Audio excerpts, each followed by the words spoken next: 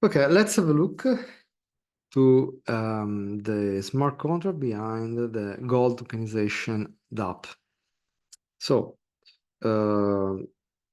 this import library is very simple because we are just importing a function for ERC20 and Ownable. So let's have a look. The first interface is very important because this is the interface for the Chainlink smart contract that feed data about the commodities, that is the gold price. So we'll use this kind of function to get the price.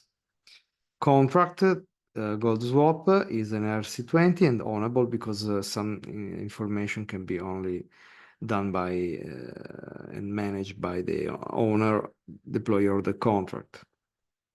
So we are defining an ERC20 address that is the USDT token to do the swap. And then again, the aggregator interface price feed. There is a percentage feed of the 0.1% to each transaction. That is the fee of the platform, the protocol. Then a max gold supply that is now is 350. That is the real physical gold collateralized, so we can mint more token than the max gold supply. Constructor. In the constructor, we define the USDT address and then the name of this token.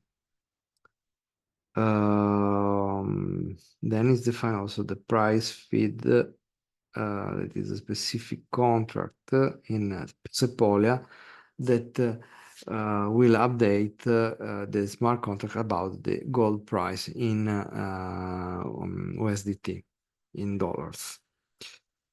So this is the function to get the price from Chainlink.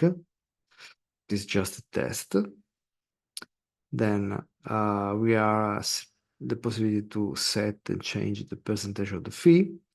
The owners also can change the physical gold collateralized quantity, because in the meantime the platform can change the physical gold, and then get reserve also to understand how many token we can still mint, and it is the difference between the max gold supply and the total supplies done till now.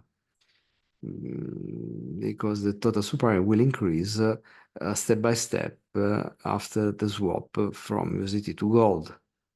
Then let's see the function of the swap USDT to gold. It is an external function. Every wallet can call this kind of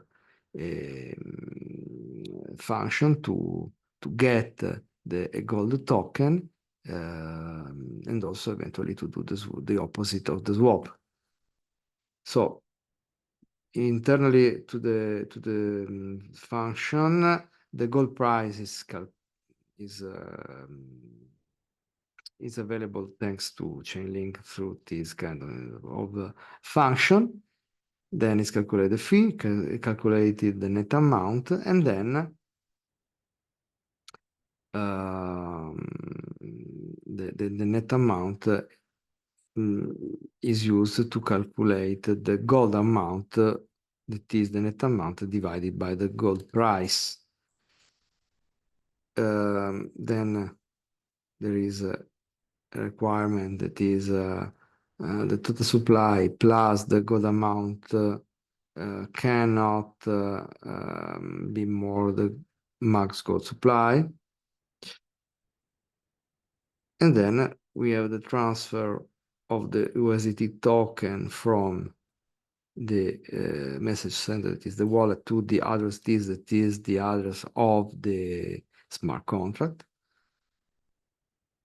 both for the seed and also for the net amount. Then we have the mint of the gold token about the quantity calculated before. And this is minted versus the wallet. So the wallet will be the owner of the new minted gold token. There is also the opposite function where the gold is swapped to USDT. Again, we have a fee also for this swap. And then we have the burn. After the swap, there is the burn of the gold amount, because again, we have the USDT.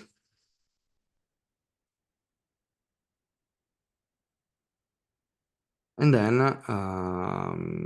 there is the token transfer. USDT is transferred to the sender, message sender. And then there is a function for the owner to withdraw the fee. Okay, thank you, everybody.